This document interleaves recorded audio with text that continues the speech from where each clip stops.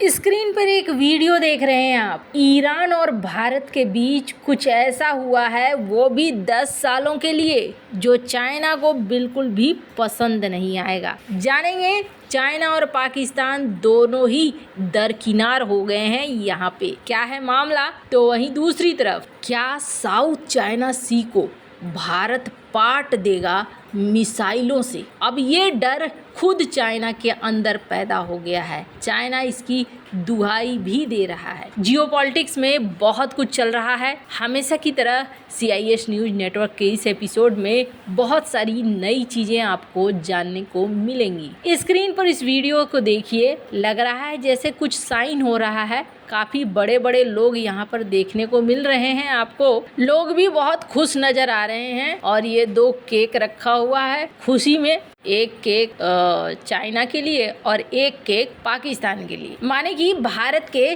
सारे पड़ोसियों के लिए ये केक है। मामला बहुत ही ज़्यादा खुशी का है। और मामला क्या है, भारत और ईरान के बीच चाबहार बंदरगाह को लेकर 10 साल के कॉन्ट्रैक्ट पर हस्ताक्षर हो गया है। इस समारोह में भारत की तरफ से बंदरगाह जहाज रानी और जलमार्ग मंत्री सर्बानंद सोनोवाल शामिल हुए। इसी के साथ चाबहार विदेश में भारत सरकार द्वारा संभाले जाने वाला ये पहला बंदरगाह बन गया है। भारत ने चाबहार बंदरगाह के विकास के लिए $250 मिलियन का क्रेडिट विंडो का भी ऑफर दिया है। अभी चाबहार बंदरगाह को अंतर्राष्ट्रीय उत्तर दक्षिण परिवहन गलियारा यानी कि INCTC से जोड़ा जाएगा, जिससे ईरान के माध्यम से रूस के साथ भारत की कनेक्टिविटी बेहद आसान हो जाएगी। स्क्रीन पर देख सकते हैं आप, कुछ इस तरीके के रूट बनेंगे जो इस मैप में दिखाई दे रहे हैं आपको। और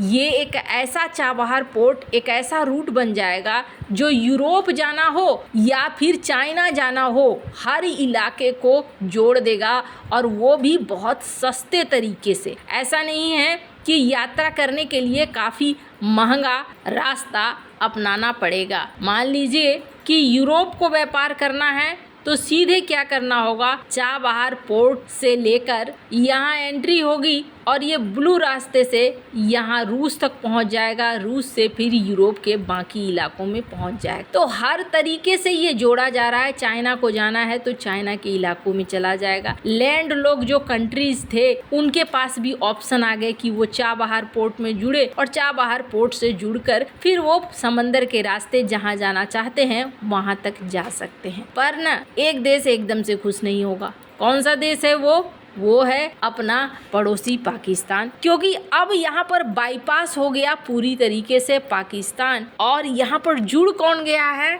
ईरान के साथ जुड़ गया है अफगानिस्तान। यानी भारत पाकिस्तान को एकदम अकेला छोड़ते हुए अफगानिस्तान से सेंट्रल एशिया और फिर सेंट्रल एशिया से रूस, इसके अलावे यूरोप, हर जगह को एक्सेस कर रहा है। और अफगानिस्तान की भी जो समस्या थी वो भी खत्म हो गई कि अफगानिस्तान को भारत से व्यापार करने के लिए पाकिस्तान का मुंह देखने की जरूरत नहीं है, आराम से यहाँ पर व्यापार कर सकते हैं। भारत के लिए ना ये व्यापार से कहीं जाता रणनीतिक तौर पर महत्वपूर्ण है। ये हमने आपको पहले भी बताया है कि भारत का ये चाबहार पोर्ट, और चाबहार पोर्ट के ठीक बगल में है Gwadar port. Gwadar port China ने इसलिए विकसित किया कि व्यापार के नाम पर भारत को काउंटर कर सके। व्यापार चल रहा है, जिस दिन युद्ध की नौबत आई उस दिन उसे बेस में बदल देंगे। और ऐसा ही भारत को एक ऐसा पॉइंट चाहिए था कि भारत ग्वादर को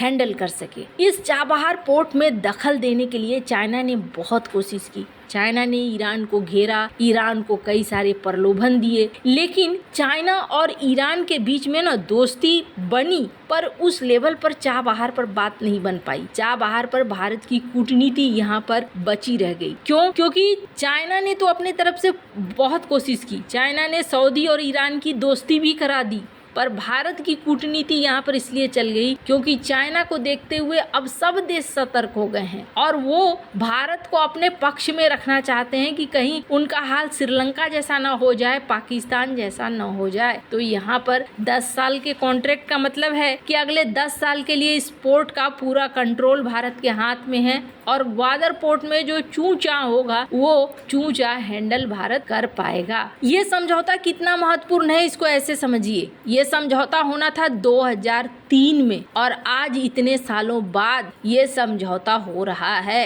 भारत और ईरान में सिर्फ बातचीत ही बातचीत हो रही थी पर कोई समझौता नहीं हो रहा था। अभी जो वातावरण है, रूस का युद्ध और रूस को रास्ता चाहिए, ये भी एक बहुत बड़ा कारण बन गया कि भारत को ये कॉन्ट्रैक्ट मिल गया। खैर, जहाँ एक तरफ ये सब कुछ चल रहा है वहीं दूसरी तरफ मैंने ये क्यों कहा कि भारत मिसाइलों से साउथ चाइना सी को पाटने वाला है। अब इसके पीछे एक बहुत बड़ा कारण है। हमने देखा कि ब्रह्मोस मिसाइल को खरीदा फिलीपींस ने। अब क्या हो रहा है ना, ब्रह्मोस और भी ज़्यादा सस्ता होने जा रहा है और सस्ता होने के पीछे कारण क्या है? कारण है एक बहुत बड़ा आविष्कार जो भारत के द्वारा किया गया है। भारत ने एक फॉर्मुलेशन किया है कि भारत अपना ईंधन बना सकता है जो ब्रह्मोस के मिसाइल पावर को बहुत ही अच्छे ढंग से बढ़ाएगा भी और साथ ही साथ इसके लिए जो हम ईंधन के लिए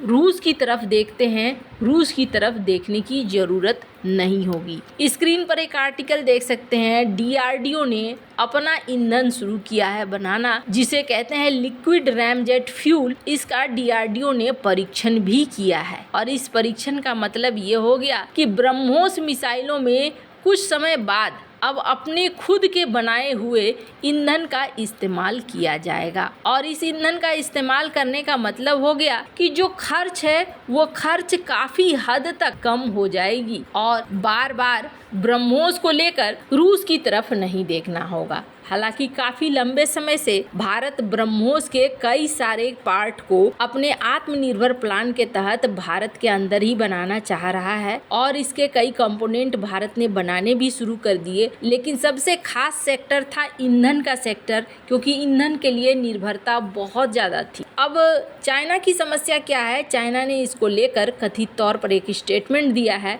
और इस स्टेटमेंट में कहा है कि भारत जिस तरीके से कर रहा है, मिसाइलों का दाम घटा रहा है और मिसाइलों का दाम घटाने से एक रेस लगा रहा है मिसाइलों की। अब चाइना ये चीज बहुत अच्छे से समझता है कि ब्रह्मोस जैसे मिसाइलों का दाम अगर कम होता जाता है, इसका असर उसके ही अड़ोस पड़ोस में दिखाई देगा, क्योंकि ब्रह्मोस के चाहने वालों में इंडोनेशिया, वियतनाम और मलेशिया भी शुरुआती लक्षण दिखला रहे हैं। फिलीपींस इसे खरीद कर काफी हद तक खुश भी हो चुका है। खैर, भारत के लिए अच्छी बात यह है कि भारत इस फ्यूल का इस्तेमाल सिर्फ ब्रह्मोस में ही नहीं, अपने आने वाली कई सारी मिसाइलों में भी कर सकता है, जिसकी वजह से भारत की एक्सपोर्ट क्षमता भी बढ़ेगी और एक्सपोर्ट क्षमता के साथ साथ कमाई भी बढ़ेगी। वैसे आपको क्या लगता है इन सब मामले में? आपकी क्या राय है? कमेंट कर जरूर बताएं। जल्द मिलते हैं अगले वीडियो में नई खबर के साथ।